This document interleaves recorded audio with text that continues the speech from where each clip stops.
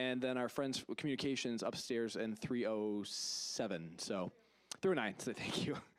All right, so welcome again. As I mentioned, my name is Eric Mullen. I just recently transitioned out of student life, and I miss it already. But I'm now in the main building, room 123, so you can feel free to stop by and say hello anytime. I'm working with the admissions, enrollment, and financial aid group. Very excited to welcome Sarah Dorr to student life. She's an incredible professional working in higher ed for, I won't say how many years, so I'll get in trouble for that. But I'm so excited that she's coming in after me because I know she's an amazing professional who's going to take really good care of our students and help promote your organizations and help you be successful. So I'm going to go through today, and if you have questions throughout, feel free to just interject at any time. Since we're recording this session here, we're going to make it available to everybody, especially the overview on how to use OrgSync, because that's really how we can best help you run your organization is by using that tool set. So you can share it with other members in your group. I know it'll be so exciting to rewatch this, but we'll send this out to you. And we'll actually indicate at what minute the OrgSync portion begins so you can share it maybe with other members who weren't here today. So the first part of my presentation is about the president and the executive leadership role within an organization. So when you think about the role of a president, a vice president, what are some of the things that come to mind when you think about that? What's your role? Please, not all at once. So, management, okay. I think it's a lot about setting the direction too. Setting the direction of the organization, good. What else do we have? Running meetings, yes, meetings, yes. Being a role model, excellent. Any other thoughts? Someone over here? In the back, I'm sorry. Leadership, good. Well, I think my work here is done. I think you've got this figured out pretty much. It is all these things and some other things as well. I wanted to share with you kind of some of the principal things that from my experience, I think ends up being good practices of leadership and management for organizations. So I kind of distilled them down to these 6 things here. And I kind of want to go through and give you my sense of how I think this relates to being a very effective leader and leading in an organization. Someone talked about setting the direction. I think that this is one of the principal charges for a leader in an organization is helping set the vision. But here's a challenge. You come to this organization because you really care about what the organization is doing, whether you're in a pre-professional organization like an OTA, getting ready to go into a career path, or you're with a group that loves gaming, and so you get together and play your favorite games, consoles at times. Regardless of which, you have a vision for that. But if you come in and impose your vision on other people, sometimes it's hard to get buy-in. So I see your role as helping define the vision, and your voice will be a part of that process, but make sure you invite other people to help clarify what is it that your group's really trying to accomplish, where are you trying to go. And that's really about setting the direction. And again, these types of things can't be done in isolation. They can't be done behind closed door. The more you can involve in your organization, the more likely they're going to see the value in the organization and want to help contribute with that. And that's your role as a facilitator. Sometimes people see leaders as telling people what to do. I think leaders are most effective is when they provide a forum for people to help chart that course and contribute and help define the solutions. Again, it's about buy-in and helping people see why they're going to be a valued part of that organization.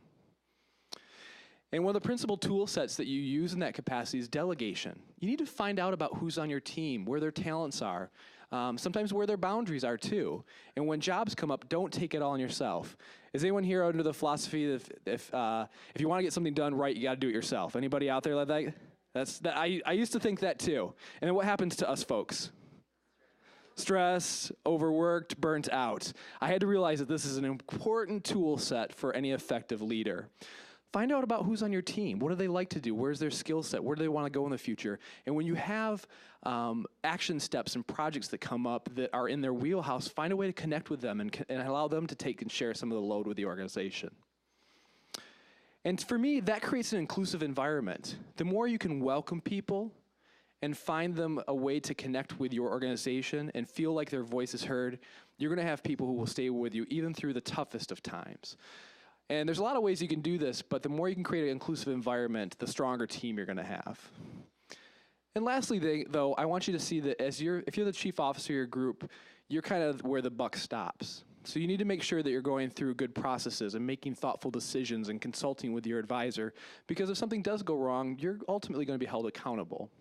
So I just wanted to share with you kind of my perspective on some of the things that I think are most important to really being a leader in an organization. But I was really thrilled to hear from you when I asked you about defining that role, that you really talked a lot about these qualities as well. All right, so I'm going to talk about some of the nuts and bolts now of leading an organization. And one of the things you have to do is leading an effective meeting. So I have kind of a sample, and I'm not sure why the screen's doing that, but hopefully it's not too annoying, but it seems like it's splitting a little bit. But here is a sample meeting agenda. And at the top, you can say it's actually at the bottom of the screen, sorry about that. But at the top there, you can see that you have the meeting agenda, the date that it's being held on. Usually you have those who are present, those for your group who are not present, because you might have rules in your constitution and bylaws about what maintains active organization membership. And so you need to keep track of who's there and who's not there so that you know who your voting members are. You should always have a call to order. So when you kind of like say, hey, we're all here, let's officially start things together. That's usually the president who makes that announcement so that people know they're transitioning into official business time. And then usually a welcome is good, starting the meeting off in a positive way. I talked about inclusion being one of the skills of a leader in a group. So the next thing I got here is introduction of new members. I think that this is, how many of you have had this problem before? Okay, just a rule that I think you need to focus on. If you're the leader of the group, if it's a 3 o'clock meeting, start at 3 o'clock. 3:01's okay, 3:02 okay, 3:10, people are getting really angry. You're busy folks, you got a lot going on. It's really important, the leader, that you stick to that time frame. So I was talking a little bit about introduction of new members, and going back to the idea of inclusion. Make your new members feel welcome. Do something that's celebratory for them. Don't embarrass them, don't put them on the spot, but bring them into the group and make sure that they feel welcome and valued as a part of your organization. Then you have your attendance and your roll call, so you can establish quorum if that's a part of your organization, and make sure you have enough people there to conduct official business, and that would relate to how that's structured in your constitution and bylaws. And then typically, the next item, agenda item, is special order of business. And this usually relates to things that you have to do sometimes in order to take care of business. So maybe you have to hold a special election to fill a vacancy or swear somebody in. It's good to start with that, because then it allows you to go along and conduct your normal business. And then these are two common things you'll find on every agenda, typically. Old business followed by new business. And old business are the things that you tried to accomplish last time you met, but there was no resolution to that. And those should take priority. You shouldn't leave things sitting on the table that were not resolved. And then at that time, you should go into new business. And of course, if you had 3 items on your new business, but you only had time for 2 of them, that one piece would then go on to old business for the next meeting, so it would be addressed in a timely manner. Another thing that I think is really helpful in the process of including people and gaining their voice is to make time for just announcements and recognitions. And this is important too. Have a timekeeper. And when you build your agenda, allot time. So 10 minutes for new business, 15 minutes for old business, 5 minutes for special business. And stick to that, because it's going to help people feel like you're productive, you're using their time wisely, and you're going through things well. So, okay, let's see where I'm at here. Okay. Oh, recognitions. I've seen a lot of groups do this really well, that they'll come up with a way as the leadership to recognize contributions that their members have done. And it doesn't have to be about the club. Maybe they won an award, or they scored really high on a test that they just took that they were kind of anxious about and nervous about. If you take time to recognize your team members, again, these are volunteer organizations. You're not paying these people to be a part of your group, but you need them in order to be successful. So if you make some room and do sometimes the simplest of things, it has a lot of mileage. And if you even take the next step and write them a handwritten note, or give them a piece of candy even, food goes a long way in the hearts and minds of college students. These are ways to keep people feeling like I'm valued and I'm a part of this organization. So if you make that a part of your agenda, it's a great way to keep people involved. And then future agenda items. Remember, I said that if you set the vision, if you set the direction by yourself, sometimes you don't have a lot of buy-in. So if you make room for that in your agenda, to ask people, what else should we be talking about next week and in the future? Anybody want a topic on the agenda that we should discuss? Again, if you make an intentional room for that opportunity, you're inviting greater participation and more involvement. And then everybody's favorite part, adjournment. So if you've ever been to meetings before, it's the one that usually garners the quickest motion. I move to adjourn. So, but again, start on time, end on time, value people's time. You'll have a much more effective meeting. So any questions about managing? This is very quick, I understand. I'm kind of going through things fast. Or suggestions from your meetings that you have that have worked very effectively to keep people on time and be productive?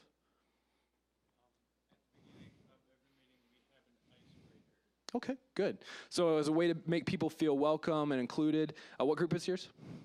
Stand out. They have an icebreaker, so a way to meet new people, welcome the new folks, give them a chance to meet other people, again, recognize people in your group. So that's a great suggestion. Icebreaker, especially at the beginning of each semester when you know you've got a high concentration of new people coming into the group. Great suggestion. Any others? Okay. All right, so that was just a quick overview on, are you getting sick yet? All right. So I have, the next thing I want to cover, I said, as I mentioned, this is kind of the nuts and bolts section. We find that groups struggle with event planning. And I think the reason why is sometimes they have unrealistic expectations of how much time and energy it takes to pull off a good event. Like, we want to host this fundraiser. That's great. We should do this next week. Awesome, let's go. Ugh. Next week's not a good time to hold a fundraiser. In a month from now, I think you could pull off an awesome fundraiser, but you have to be realistic about the time, the planning, and the resources that go into effective events. So I want to go through a few things with you. The most important thing is to plan, and then plan some more. It really takes time to pull off a good event. It takes time to get all the logistics squared away, to make the reservations, to get your posters made up, spread the word, take care of the things that need to happen to have a really good event. I have a document here called the backwards planning model, and again, I apologize for the screen mishap here. But we have these here, and so grab one before you go today. It's just a nice checklist for organizations to use to think out far ahead of time, to give yourself the time and structure to pull off a really great event. And when I get into the OrgSync part, I'm going to show you the form that we put together that in itself is almost a tool to help you plan your event. If I told you that you had to go to separate departments and people to get food set up, get room set up, get media taken care of, your head would spin. So what we've done in OrgSync is we've created one document that will walk you through all of that, and even helping you get your posters and such created as well. We've really tried to centralize those services to make those processes really easy so you don't have to run around the college. We'll act as a liaison on your behalf and sometimes tell you resources and things that you may have not otherwise known that are available to you. But this is a nice document, so I'm not going to go through it too much, but it gives you kind of a mindset and a framework to think 4 weeks out, 3 weeks out, 2 weeks out. What are you going to do the day of the event? And finally, what do you do after the event? Because there's a lot of work that needs to happen. Sometimes you think, oh, our event went great. It was super. We had good attendance. But there's things that you need to do as a follow-up to make sure that the leadership that comes behind you knew what you did to make that a great event, and that you thanked the people that helped you out with things. So next time you call upon them, they think, hey, they were really appreciative and gracious about us helping them. I sure do want to help them out next time. So I give you this document just as some suggestions on how to make sure that you have successful events, because I think one of the primary reasons some of our student groups stumble is because they just don't give themselves enough time. They've got great ideas, they've got great enthusiasm, they got great person power, but it's that matter of timing that really becomes a struggle. So fundraiser in 1 week, not a good idea. 3+ weeks, 4 weeks, you've really given yourself ample time to be successful. Any questions about that? Okay. And Sarah, feel free to jump in if I miss anything that you want to add in. So. Oh yeah, and I will touch that too. So a lot of things that we do at the college requires us to go through actually what's called our risk management officer. And it's someone who looks at things. I'm going to pick on the biodiversity club because they have a unique situation here. They want to bring in a falconer to show birds of prey. And all of a sudden our risk management was like, what? birds that can kill things. That's, so we're trying to think through that and make sure that we work. So if you're doing things that require sign off, or maybe police, campus police needs to be there because it's an event that happens after the school would officially be closed, for instance, or you're traveling. And I'm going to show you where all that documentation is so that you know how to get the right sign off on things and make sure you're doing things safe and in accordance with college policy. Okay, so I was just going to go through the 1 week, 2 weeks, 3 weeks out, but I think you have a good sense of this, and this document will help you with that. And in just a little bit, when we transition into the OrgSync overview, I'm going to show you where that event registration form is, and a little bit about that, because just going through that and looking at that will help you prepare and make sure you're kind of checking off all the things you need to do for a successful event. Okay.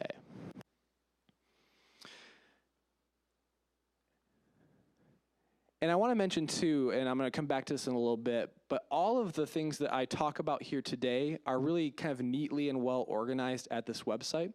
So either you go to grcc.edu/student life and click on the involvement link, or you could just do /involvement. And everything I talked about today will be in that section there. We've organized it by event planning, travel, financial information, and so forth. Okay, I'm on a boat or a plane or a car or a train or a bus. Students sometimes have some amazing opportunities. Anybody here gone on a conference before? Okay, a couple of us. Ross, where have you gone?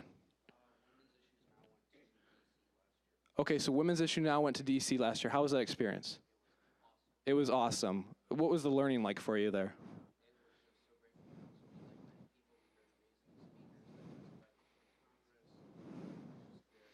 Okay, so it was an incredibly rewarding experience. You got to go see how Congress worked. You met amazing people. Did you say you guys got to testify too? You watched people testify? Okay, good. So nothing like seeing something in real life that you hear about or see on TV to participate in it, to bring it to real life. And Kendra, you're going to mention you? Okay, so our Campus Activities Board annually goes to the National Association of Campus Activities. They learn from other colleges and universities how to put on fantastic campus-wide events. They learn how to buy talent, how to negotiate pricing for that. Again, real life skills that are amazing. Going on a conference is fabulous, especially if you can attend one, for instance, that really aligns with your professional interests. So some of our academic aligned groups, talking to people who are out in the field and getting to meet them. Nothing like it in terms of learning and networking too, really important stuff. And sometimes you just want to take a trip to have some fun and blow off some steam. Again, this is another area like planning an event that students come to us and say, hey, next week we want to go here. And sometimes the approval processes will not allow them to do that. So I want you to make you aware of some of the things that have to happen there. And I'm going to show you this in OrgSync as well here in a moment. But essentially, you are allowed to travel on behalf of the college. There is an approval process that has to go to the provost, the risk management officer, and the director of student life and conduct. And that takes about a week sometimes. It can happen pretty quickly, like in a day or two. But you can't make any arrangements until you've submitted that travel approval request form first. And then filling that out will kind of tell you the process and the policy for that. Once you have approval, then you can go ahead and make your arrangements in terms of hotel, car and transportation, paying for your conference registration fee or otherwise. And then just let you know a couple things. You are allowed to drive your own vehicles. There's no type of sign off there. If you would like to use a college van, which requires a request form online as well, or to rent a vehicle using your money, any driver, whether that's you or your advisor, has to be pre-approved by our campus police, and that can take 4 weeks. So driving your own vehicle is good, no hurdle there. But if you want to use a college vehicle like one of our 15-passenger vans, or you want to rent a car, that requires even your advisor to go to campus police and fill out a driver approval form. Question? If we were to drive our own car, could we be reimbursed for gas? Good question. The question is, if you drive your own car, can you be reimbursed for gas? Yes, you can. Most groups do that, and I see it as a legitimate expense as a part of a college-approved travel experience. And it's up to you. You have a couple options. I find most groups keep their receipts and bring it back and get reimbursed for the amount of gas they use, but you can also get reimbursed for mileage. But that's 55 cents a mile, and you could deplete your student organization budget in a hurry. So my recommendation for clubs is to be frugal and reimburse the gas. Let me point out one other thing really quick, and then I'll grab the question over there. What qualifies as a college-sponsored travel event? It is an event that is 90 miles or more round trip, or it's going to be a duration of 4 hours or more. So if you happen to biodiversity go to the zoo for a 2-hour experience, it wouldn't qualify. You don't have to fill out the paperwork. But if you're going to be there for 6 hours, or you're going to go to the Detroit Zoological Society, that would be an event that qualifies as one you have to get pre-approval for. Okay, so it's 90 miles round trip, or duration is greater than 4 hours. Is there a question over here?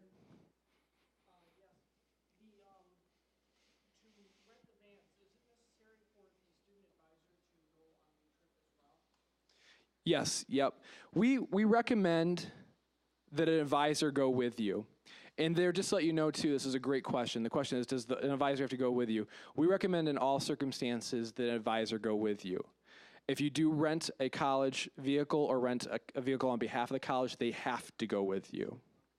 Now, we also have a budget line set up in Student Life to pay for their expenses so it's not a burden to your group. There are limits on that, like how many trips we will pay for a year and how much money we'll spend per group. Best person to talk to is Molly about that. I can't remember what it is off the top of my head, but I think it's 1 trip per year we will reimburse. And Sarah, something seems like $700 is the total amount that we will, but verify that with Molly Mazka in Student Life to make sure. But we want advisors to go with you, but we don't want you to be burdened with the cost. So there are some funds there as well. Now, if you're going to take a trip and you're going to take your own vehicles and you would like to, and your advisor can't make it, you can submit that request in writing to Sarah Dorr, the Director of Student Life and Conduct, and she will decide those on a case-by-case scenario, looking at where you're going, the purpose of the trip, how you're getting there, making sure that it's safe. Sometimes we will consult the Dean of Student Affairs to make sure that we feel that it's an adequate risk management matter that we can cover and feel safe about. Yep. There's a question here. Okay. Oh, I'm sorry, right there. I was close.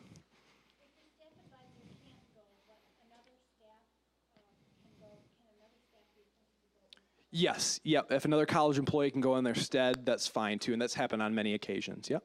Good. Great questions. Thank you. Okay. Any other questions on travel? Do you have the price that the vans rent for, and if you have to pay a mileage fee? I don't believe so. I think you just have to reimburse the gas you use. Yep. There are. So it comes with the gas card? Correct. You will be billed, yep. So you have to fill it back up, and based on what was used on that trip is what you're billed for. No, I don't believe there's a rental fee. I think it's just the gas. Yeah. And if I'm wrong, I don't work in Student Life anymore. No, I'm kidding. There's a question here.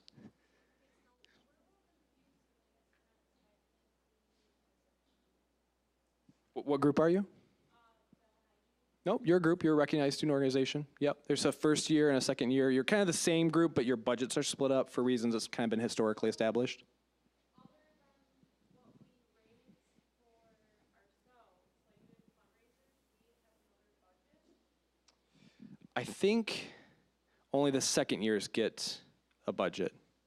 The first years fundraise and bring that with them to the second year and get the $750 that they would get. Yeah, because we see you as one group, but the way that you do it's the pinning piece that you have to raise a lot of money for, isn't it? The pinning ceremony. Yeah. So the advisors a long time ago identified that there are 2 kind of separate subgroups under dental hygienists, and the first year group does not get an allocation because we saw them as being the same group and we couldn't give them separate budgets.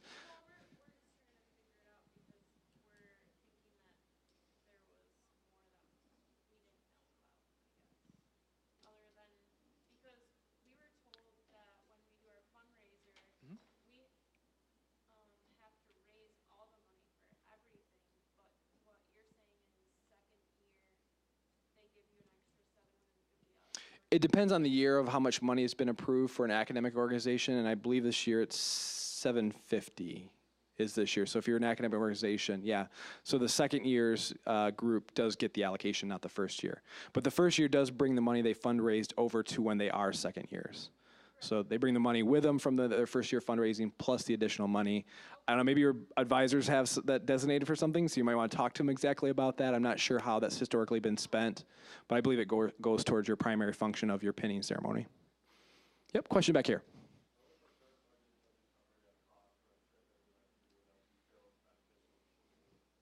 Okay, so the question is, and I'm going to go over this in the OrgSync section too, if you don't have enough money between your allocated funds, which is the money that comes through the campus activities fee process, and your earned funds, there is a reserve fund request process. I'm going to show you in OrgSync where that's at. And so you can request additional dollars towards a new activity or a conference that's come up that you've identified would be a great learning experience for your students' organization, and how you can request those funds. So I'll show you that as well. Great questions. All right, anything else? All right, so I'm going to transition now and bring up that involvement page that I've been talking about and really try to take you through a demo of OrgSync and, again, how it can really help you become a more successful organization. I hope this really isn't detrimental to why the screen is splitting here, but hopefully it's not. Is it recording this? It's recording right? Okay, so I apologize that it's funky on the screen here while we're watching it now, but if you go review this later, it's not showing this odd split screen thing going on, so bear with me, please. I apologize for that. So this is the Student Life webpage. The alias, as you can kind of see at the bottom, is /Student Life. And if I click on the involvement button, which is the first one here, it actually redirects to an OrgSync page. So if you put in grcc.edu/involvement, it will automatically redirect you to this page. And as I mentioned, we've tried to organize things here so it's really easy for you to find the tool sets you need right from this web page. But my recommendation is to go into OrgSync and use the tool functions there. But if you're looking for a form or you want to see your budget balance, this is the best place to go to. If you haven't created an OrgSync account, you can do that right here. And then this is the login button for OrgSync. And I'm going to go ahead and just log myself in here really quick.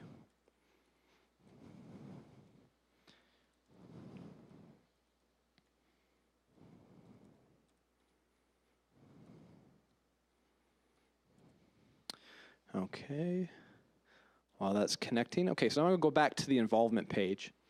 Now, the nice thing about OrgSync is that it is not actually tied to your college username and password.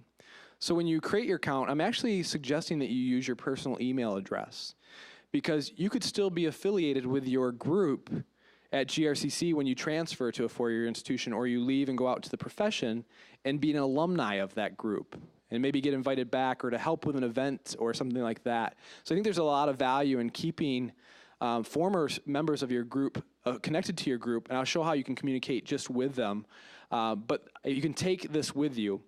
Also, I want to show you inside of OrgSync, there's an Eportfolio tool that is very cool. We're working on that as a college project right now to roll that out and really help students see the value of cataloging and documenting the experiences that they have in their professional and co-curricular experiences. So when you go out to apply to a new institution and are competitively applying for a scholarship, or you're at a job interview, you could have a really awesome electronic portfolio that showcases the talents, the skills, and the experiences that you've accumulated while you've been in college and working as well. So the nice thing about this system is that even when you leave GRCC, you can keep your ePortfolio here as well, which is very nice. Okay, so that's a little bit about setting up your OrgSync account and then logging in you can do from this page. Students who are trying to find an organization can come here and browse our organizations. And then this is probably the most important section of this web page for leaders, resources for active clubs. There's a link here that takes you to club forms. And as I mentioned earlier, we've organized this based on event and fundraising. So here's the event registration form. We have a popcorn machine that you can rent, and if you want to use it for a fundraiser, that's out there, or if you just want to make popcorn, just don't burn it. That's the only rule, because it smells terrible. Permission to raise funds form. If you're going to do that on campus, you have to fill out this form as well. If you are going to use speakers in an area that's not like this, where it's set up and nobody's going to be bothered by the sound, you need to get permission to have amplified sound at events. So if you wanted to have something on the commons, for instance, you have to get permission to have amplified sound before you have that event. And then there's also food service policy and menu here for a student organization. And food service actually created a more focused menu for clubs and organizations, things that are kind of in a lower price point, and they're always willing to work with you to be creative, to make sure that you can get good food for your event within the budget that you have. Tonight's meal is a good example of that. They stayed within our budget, and I think we had a fabulous dinner. We probably had a little bit more money to play with than you do usually, but I'm really impressed with our group here. They're very creative and really can help you make your dollars go a long way. I do want to mention that they have first right of refusal on campus, which means that if you are hosting an event on campus that requires catering, you may not go to an outside source. You have to use our catering group. Unless there is some special reason, and you can submit that request to the Director of Student Life and Conduct and give some rationale, and those will be handled on a case-by-case basis. The primary reason for that is that we have to make sure that we can keep our food service license intact and not in jeopardy. If someone comes in who doesn't have those credentials, that means you can't bake cookies and cakes and come in and sell them. Only food prepared by a licensed food service provider can be sold or eaten on campus. Now, that said, if you happen to grab a pizza for a meeting on your way in, we're not going to fuss over that. But when you have an event, it's requiring catering, that's when you need to involve us in that process. Okay? Any questions about that? Yes. Pre-wrapped stuff, yep. If you want to sell pre-wrapped like muffins, like Otis Spunkmeyer, do they still sell those? You know, if you want to get a box of those, you could sell those on campus because they're prepared and they're pre-packaged. Yep. Yes, the Krispy Kreme we've allowed to. I just use your caution to. They've got a fundraising program where you can buy the donuts at a reasonable price. We've allowed that. That's been an exception to the rule too. Yeah. Great question. And actually, this is in here. So let me just give you an example. If you go to the permission to raise funds form, the nice thing about all these forms is that they tell you a little bit about the policy right here. So all organizations who wish to raise funds must complete this form 2 weeks prior to your fundraiser. This will assist in avoiding any competitive fundraising among student organizations. You can imagine how many people want to sell flowers around Valentine's Day. We want to make sure you aren't next to each other and then like really mad at each other. So it helps us kind of make sure that we plan and organize these in a systematic way. If the organization is seeking to raise funds through off-campus solicitation, asking persons, organizations, or businesses for funds, you must supply a copy of the list of persons, organizations, or businesses you'll be asking funds from, along with the solicitation letter to the Director of Student Life and Conduct prior to sending it out. This process requires an additional 2 weeks. The reason is we actually go to our development office, who's out actively fundraising on behalf of the college, and we don't want you approaching Myers for $500 when we're asking them for $20,000. Doesn't look like we're well coordinated. So the advancement office will look over your list. They'll come back and say, you may not ask these two groups or people. Please change this in your letter, but you're good to go. So we have to get that prior approval. So as you can see here, all these forms that we've developed for you tell you the policy right there, and the form walks you through the process. Yeah, question? Do this have to be approved or need to be ran past anybody where they are? You have somebody that, is going to make a large donation. So an individual has come forward and they want to make a large donation. I would still fill this out and we clear it through the advancement office.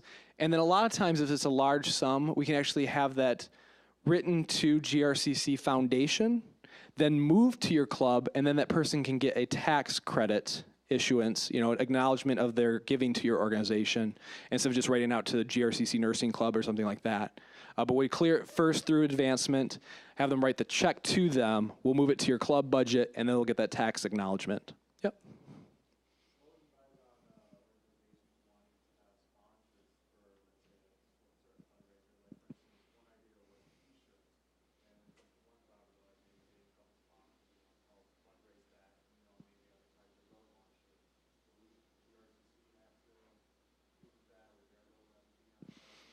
Okay, so the question is if I wanted to seek out a sponsorship from this scenario that was posed was to help pay for t-shirts and put their logo on there. That would be fine, but you'd have to do that through this permission to raise funds form because you are going to be taking money in for that purchase.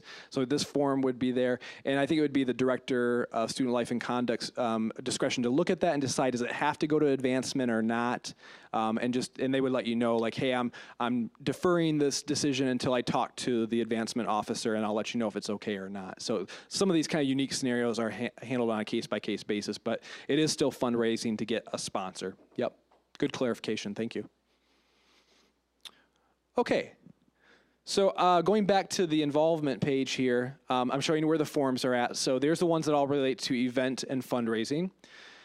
This section, which Molly is going through in great detail, involves financial transactions. Here is the check request form.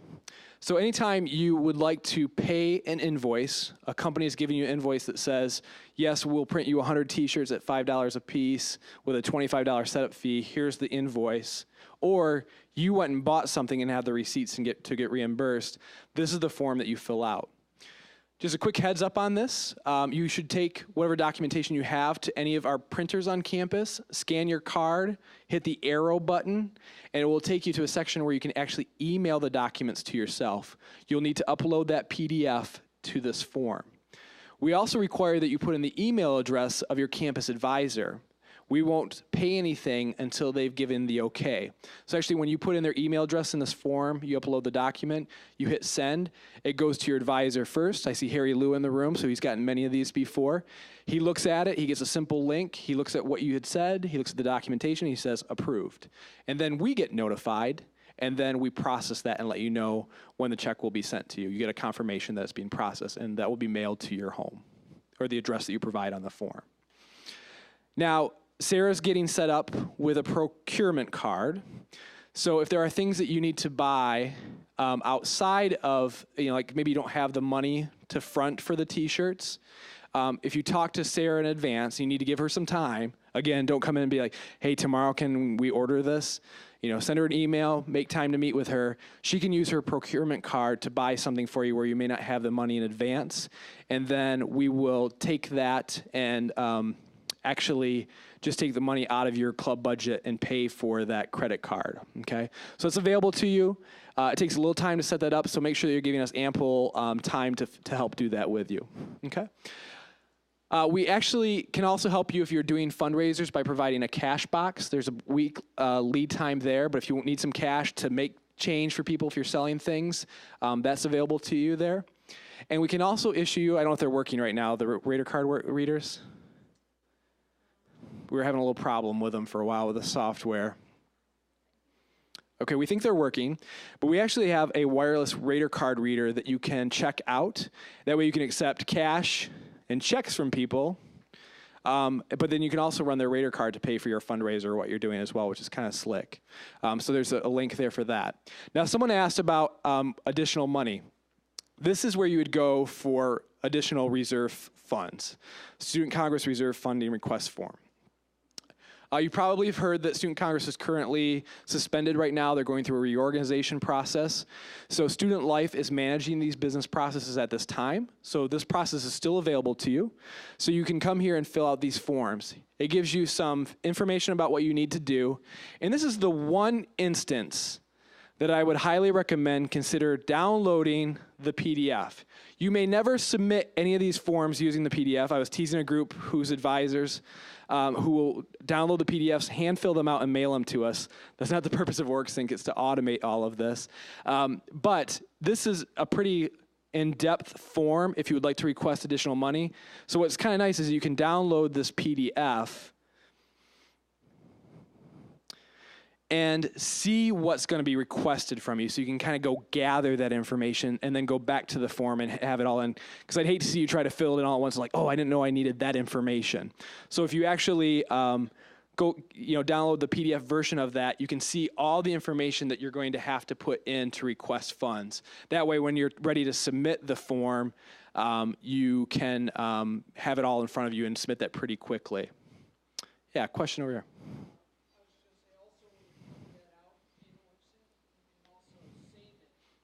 That's true. Yeah, when you are logged into OrgSync, filling out these forms, you have the option to save and exit the form. And when you come back into your area, you can see where your partial forms are filled out and you can refill it out. But at least this gives you the scope of what kind of information is going to be requested if you'd like to ask for some additional dollars. All right. So that's the financial area. And then as you see here, the last one is travel. Again, you need 4 weeks for that. I know we kind of already touched base a little bit on the policy here, but here's all the documents. The first one and the priority one, and this needs to be filled out by your advisor, is the college-sponsored travel approval form. Once they get back the okay, then you can start making your travel arrangements.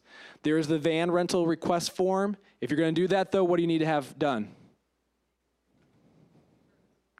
Prior approval. Okay, where do you go for that? Campus police. And how many weeks does it take to get a driver approval? 4 weeks. Okay, so I just want to make sure we're good with that. And then every student who goes on the trip has to fill out the risk and release and the emergency contact form, and that needs to be dropped off to campus police prior to departure. Again, you're like, this is a lot of information, Eric. There's no way I'm going to remember this. Every time you click on these forms, the complete policy is embedded there. So it'll walk you through that process. You need to do this, you need to do that. So we've, again, tried to really simplify these processes for you so you don't have to worry about memorizing everything. The only thing you need to memorize is go to OrgSync, and it's going to help you take care of business. All right. And then there is the club and organization manual here. So if you have any questions about club policies at all, you can find some of the general questions and things available to you there. Here's the most important thing. I know Molly already covered this one in the budget session. How much money do I have available? Do you know the answer to that question in your budgets? We got some good treasurers and so. Here's where you find it. Club budgets. Now, it'll bring this obnoxiously large spreadsheet up into this window here, and it's really hard to read. So if you click this to view spreadsheet in a full window, click here. Since we have a mandatory campus activities fee, we want to make transparent where the money is. So you can kind of be a troll and go and look at what other people are spending their money on. And that's not the purpose of it, but all of your budgets are published here. Primarily to allow you easy access to see where you're at with your budgets, but also to show how the money is distributed across campus. So this large overview here, I see you all squinting right now, is how the campus activity funds are distributed among our clubs and organizations, to campus activities who sponsors all these campus-wide events, into some other initiatives like the Go See GR program and the free newspaper initiative, the USA Today Collegiate Readership Program. So we're trying to show people where the funds go. Where's my friends? Biodiversity's here. So when you want to see your budget, you just find your name up here, and you click on it, and you're going to go to a tab. And it shows your advisor, and if we do have your treasurer information on file, we've got that. But let me just show you how this works really quickly. You have your allocations and deposits are in the first column. You have fundraised expenses and allocated expenses. And Molly, let me know if I'm forgetting anything. Where would their fundraise show up if they had some right here? Okay. So if you had a beginning fund balance, it shows here. So biodiversity, sorry to put all your stuff right out in front of everybody, but it's available for anybody to see. Okay. So biodiversity has raised, you have a fundraised account. This is your earned money, and this rolls over from year to year. And biodiversity has raised $329.03. And then they were given an allocation this year of $750. And so you can see that they've only had one expense. You did some printing, maybe some posters perhaps to advertise, come to our meetings or whatnot. Great use of money. Or an event perhaps, come see the Falcons. And then you can see how either those funds came out of your fundraise or your allocated amount, and you can see where the totals are, and right now their balance is $1,061. Okay? So we try to make sure this is available to you and easy to see. Now, I want to talk about fundraising really quickly. Say you don't have an earned account and you'd like to raise some money. Can you use your allocated funds to start fundraising? The answer to that question is yes. But before you claim any profit, you have to put the amount you took out of allocated back into allocated. So this is my simple example. You bought 100 candy bars for 50 cents. Okay, so you spent $50 to buy those candy bars. You sold them for $1, so you made $100. Do you get to put $100 in your earned account? No. 50 goes back into allocated, and then you get to claim the $50 profit into your earned account, and that rolls over every year. The money you don't use in your allocated account, the money that comes through the campus activities fee process, if you don't use that at the end of the year, and Molly sends out great reminders to you, and so will Sarah on when your deadline is to let us know if you have any other expenses, that amount is frozen and it's moved back into the reserve fund and repurposed for the next year. If you overspend, we try to make sure you don't do this. If you overspend, though, you bring your deficit over the next year, and your allocations will be reduced by the amount of your deficit. Okay, new questions were coming now, so yes. So if my club doesn't use all of their funds, it gets put back into the general pot, it does not get put back into our. Correct. So say this is at the end of the year right now. The biodiversity club's $329 of earned funds rolls over to next year. $750 minus the $17 that they spent, which is roughly, I'm not good at math, that's why we love Molly. That amount goes back into the general fund. Yep, exactly. All right. Any other budget questions? Yes. Yes, the check request payment form asks you which one that it should come out of. And when you asked earlier about the reserve fund request, there is weight. Like say you wanted to go on a conference and say it's going to cost $2,000 to send 10 people, so it's $200 a person to go. And you submit that request and you say, we want $2,000. The committee's not going to rank it as high as we're going to put in $200 out of our earned account, we're going to put in $500 of our allocated, and each member is going to contribute $20, and we're asking for the remaining money to come out of reserved. When you show that you're being good stewards of your funds and using your money wisely, and also showing individual contributions for that experience, that's going to be looked upon more favorably by the reserve funding process. Okay. Great questions. Thank you, everybody. All right. So that's kind of where all the forms and such are at. And I just wanted to show you that you can find it here on the involvement page. But all of these tools and resources are actually available inside of OrgSync. I appreciate you hanging in there. We probably got about another 10, 15 minutes worth of some content to cover, and then we'll wrap up with some questions, and we've got some announcements for you. But I want to show you quickly a little bit about OrgSync and how you can really use this to be a stronger, more effective, more communicative organization. So this is what the page looks like, again, and again, I apologize for the viewing audience here right now that the split screen is here, but it looks a lot like Facebook does. So I come in here, there's a feed of information and announcements that's going on, telling you about this new cool tool called My Degree Path to help keep you on track to get your degree done. And this, you can set this up, you can create your profile here. It's much like Facebook, which brings me to the point that a lot of clubs are like, should I use Facebook? Should I not use Facebook? Should I use just OrgSync? My recommendation is actually to use both. I know it's a little bit more to do, but I think that Facebook allows you to get to where people are a lot.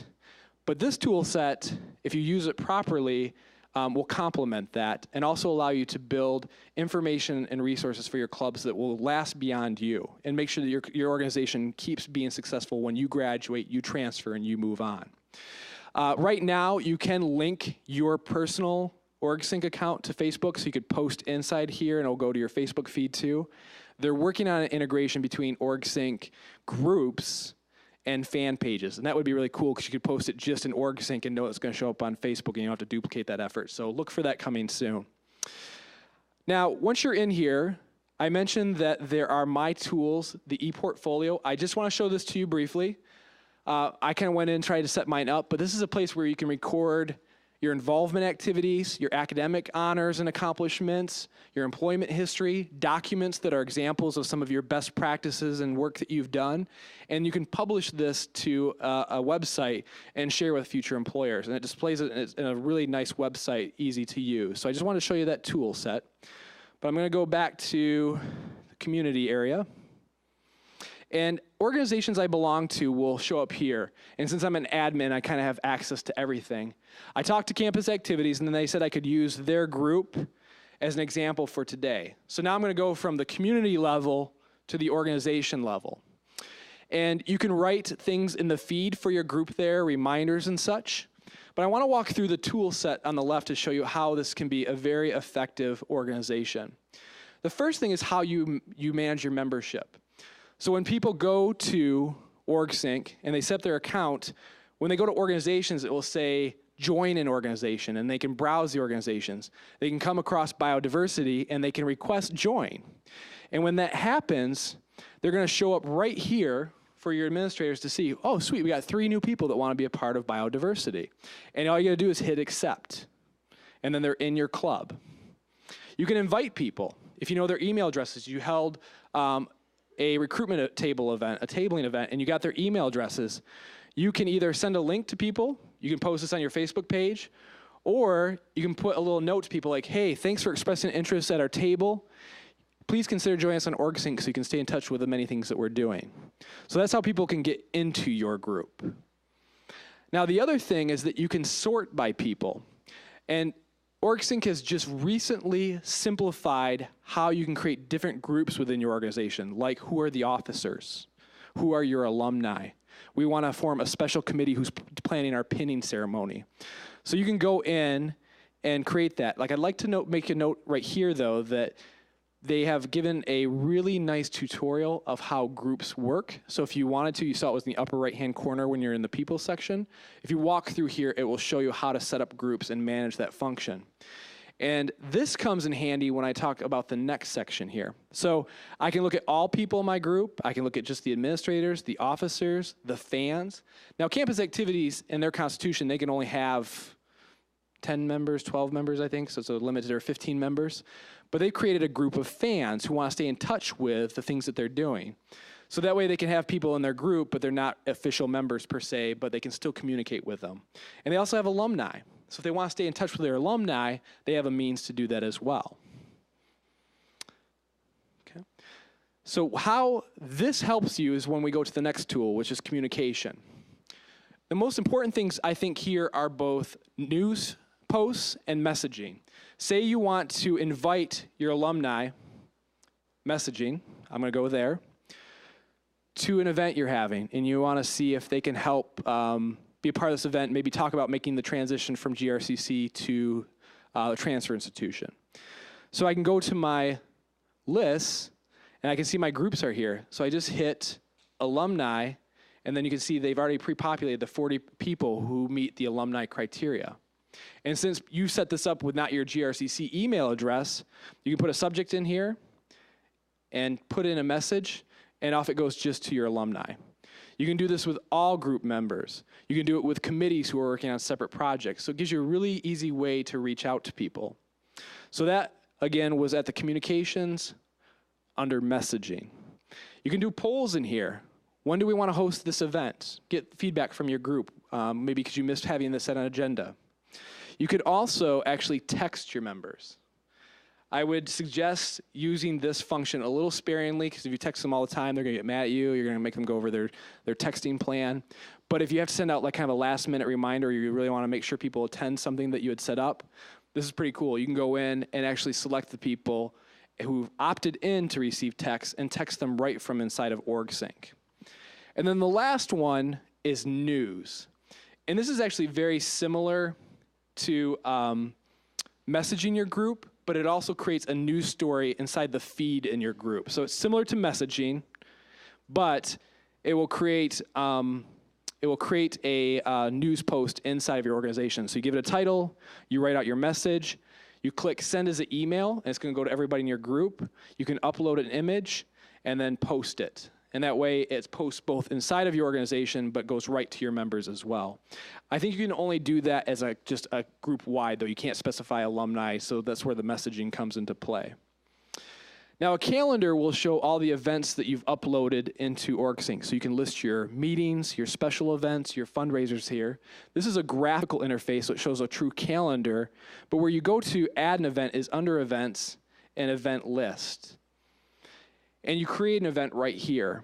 And the cool thing about this is if you're using OrgSync is that you can actually RSVP using this tool. So you can send an invitation to all your members in OrgSync and have them RSVP so you can get a count for food and how many people are coming and things of that nature.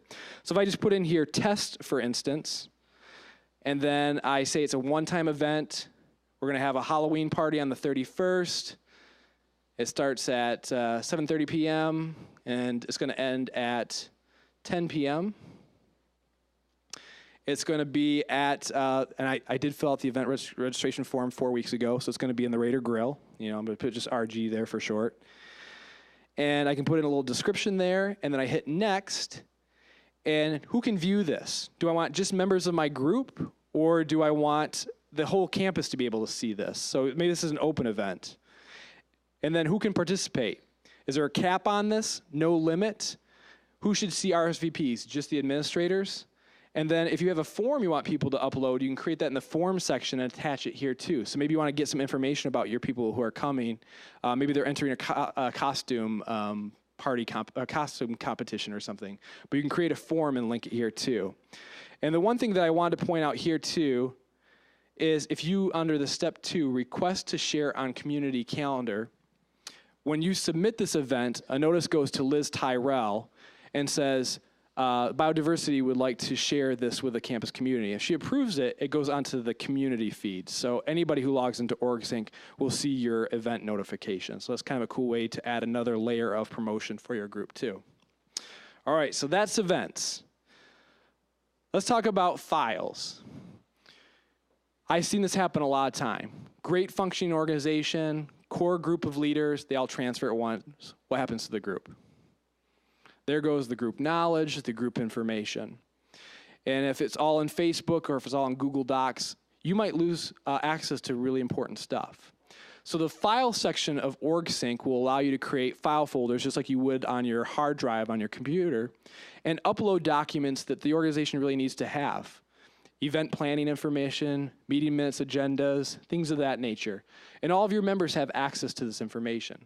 So this is a great way to create continuity between your leadership and your group this year and groups in the future. So keeping this information in a central place allows your group to kind of live beyond yourself.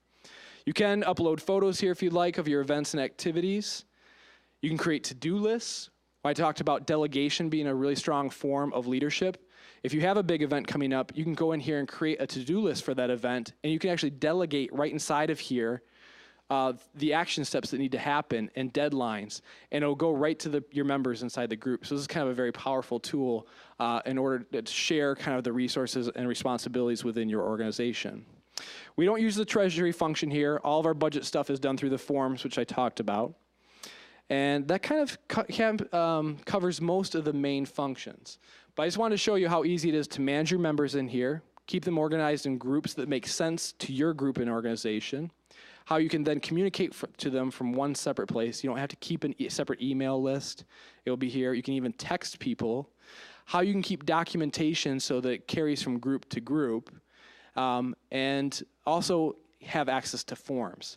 Now, I showed you on the involvement page where forms is at, but they're also here as well. So once you're logged into OrgSync, you can fill out the event registration form. You can fill out the permission to raise funds form. You can fill out the check request form. It's all here. Unfortunately, it's not as nicely organized in the subsections of like event and fundraising, financial, travel, but all the forms are located here. And you can personally pin the ones that you use the most so they show up at the top as well.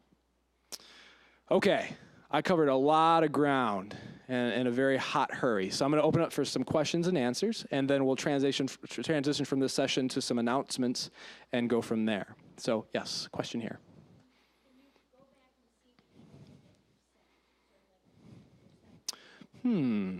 I believe you can. There's up here, I have a crazy amount, 181 notifications. So you can be notified. If you go into your settings, you can decide at what level you want to receive notifications. And you can even do mobile notifications from, so if you wanted to go to your cell phone or your mobile device, you can do that too. But I also have my mailbox. And I believe if I go to my inbox, I can see display all, read, unread. I thought, yeah, sent messages. Yep. So it does keep track of all your messages that you sent into OrgSync as well. Right here is the little icon for it. So here's notifications, which is like your form's been approved, your form's been denied, and then this is your inbox, and then you just go to inbox from right there. The other thing I want to point out just before I take any more questions is there's this little gearbox here, manage your account, help and support. OrgSync has great resources on how to do stuff. So if you have some questions, before you reach out to us, you can go here and go, okay, I want to go to organization tools because I'm the administrator of the biodiversity club. And I'm going to open up organizational tools. And here it is, by tool set. How do I create a calendar item? How do I do an event? All the things that you want to use are right here. So here's a section on files, how you create files, how you share those, things like that. So they've done a really nice job of categorizing the functionality step by step in this area too. So that's really, really accessible at your fingertips as well. All right, other questions you may have? You're like, I'm so tired from that big meal. London broil. Okay. Yes, question there. That to-do list would do that for you. If you went and created a to-do list for an event you're creating, you can then go and put all the action steps that you need to do, the due date, and then you can start delegating them. And your members will be like, oh, I got to do that? All right, well. And they accept the delegation from it and that too. So it's a really nice, really a great feature for that, especially around delegation. Sarah, did I miss anything that you wanted me to highlight? Okay. This tool set is only as good as how often and actively you use it. You know, same thing with your Facebook page too. If you're not going and putting updates, reaching out to your group members, no one's going to visit your Facebook page. The more you get in here as a leader and use this to send out reminders, send the agenda out in advance, post the meeting minutes, ask people for feedback, delegate things to them using the to-do list.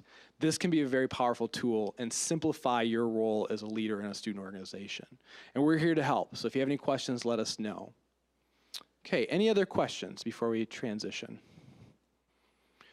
Okay, I'm going to open up the floor here to some announcements. I know Sarah has one to share. Oh, okay. Okay, gotcha. All right, we're just going to check on that. Yeah, we can stop our recording at this time.